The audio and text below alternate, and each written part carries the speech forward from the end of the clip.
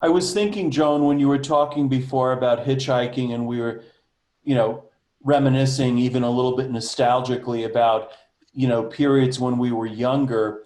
I think relative to what we're talking about right now, about this time of a lot of social and political upheaval that we're having, I actually draw some inspiration, I'm sure you do, from that period back then in the 60s where music was exploding, writing was exploding, Right. feminism was exploding, eventually gay rights.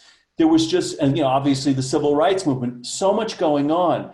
But, we took it upon ourselves to actually stand up and to rebel and to talk about the aspects of the society that we really wanted to change. And I think we're in a moment now when, we really need to seize the time right now because this is, otherwise, I think we're really, really headed for an even darker time than the one we're in. And, I do too. that period, you just about music alone, which I often draw a lot of inspiration from, and think just thinking music helped us rethink who we were as a culture. It helped bring about the end of the war in Vietnam, and so many Absolutely. other things. So I think we have to remember some of that contemporary history and really draw on it, and and stand up now.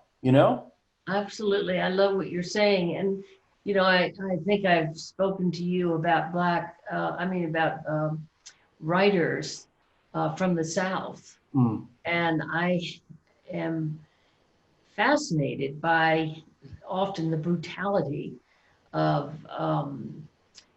O'Connor and Tennessee Williams. I mean, and I think of how they have expressed.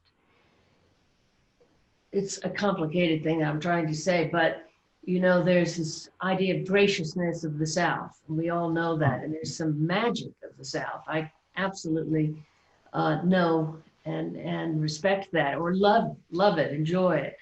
But there's also this fact of never facing the legacy of slavery. Right. And some of the characters, some of the writers in the South, I came to the conclusion that, you Flannery O'Connor obviously comes to mind, that it was a way of a backlash against this, this facade of we're so gracious Mm. and, Refined. we're yeah, refined is the word. And yet, um, so in other words, that's an example that comes to Mm. me for this sort of hidden, a little bit of a hidden way of writing about the South, Mm. writing about characters that have been so powerful in our literary world, our Tennessee Williams world.